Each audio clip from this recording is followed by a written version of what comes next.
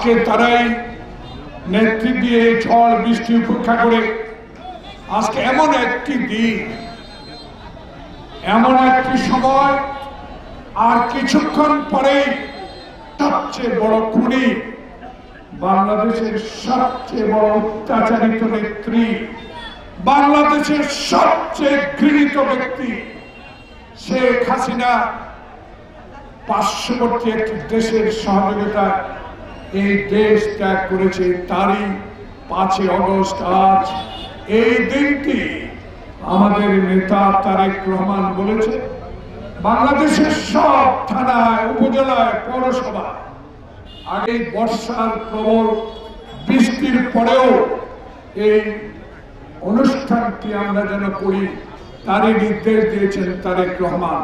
আজকে আপনারা, আমি সারা বাংলাদেশে যারা বিএনপির উপর অত্যাচার করেছে, বিএনপিকে নির্মূল করে দিয়েছে, বিএনপির নেতা কর্মীকে নিঃশেষ করে দিয়েছে, যারা এখন পরিবার নিয়ে জীবন ধারণ করতে পারে না, আজকে তাদের সামনে যদি ওই শয়তানেরা, ওই গণতন্ত্র হত্যাকারীরা, ওই মামলা দেওয়া লোকগুলা মিছিল করে, আমরা কি মেনে নিতে পারি?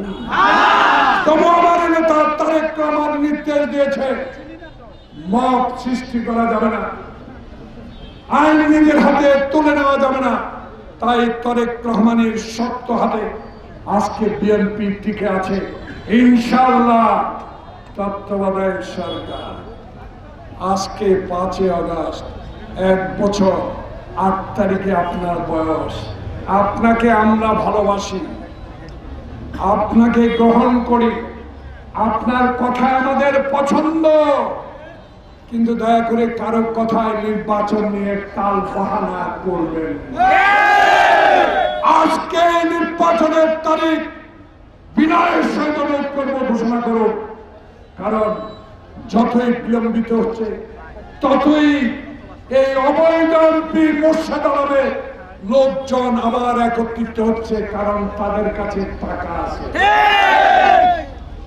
তাই যদি এদেরকে রুখতে হয়, হাসিনার বিচার যদি করতে হয়, আপনারাও করেন, আপত্তি নাই, কিন্তু বিচার বাংলাদেশে ইনশাআল্লাহ হবে, প্রতি নিপীড়নকারীর বিচার বাংলাদেশে হবে।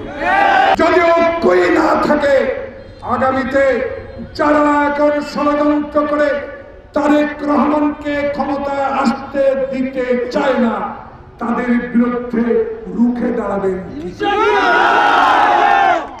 আমি মনে করি 10 মিলে করি কাজ, আরে কি নাহিলাজ। তবে এখনো সময় আছে, নির্বাচন ইনশাআল্লাহ দেশে হবে।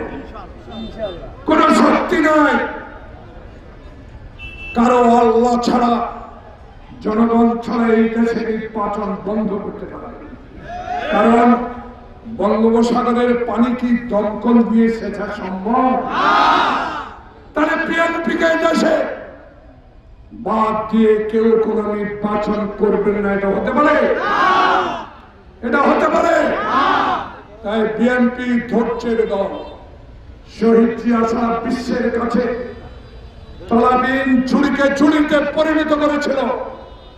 যারা আজকে আপনারা পিয়ার সংখ্যাগরিষ্ঠতা, পিয়ার পদ্ধতির ভোট চান, আপনাদেরকে বলতে চাই, এই মিছিল পূর্ব সমাবেশ থেকে আপনাদের কি মনে পড়ে না আপনারা শেখ হাসিনাকে আশ্রয় দিয়েছিলেন, তার পরিণামে পেয়েছেন ফাঁসি। জাতীয় পার্টি হোসেন মোহাম্মদ এরশাদ কবরে আল্লাহর কাছে চলে গেছেন। আমি দোয়া করি আল্লাহ আপনাকে বেহেশত নসিব করুন। আপনি আওয়ামী লীগকে বাংলাদেশে জিয়ে রেখেছিলেন, সে আওয়ামী লীগ আপনাদেরকে পচিয়ে দিয়েছে।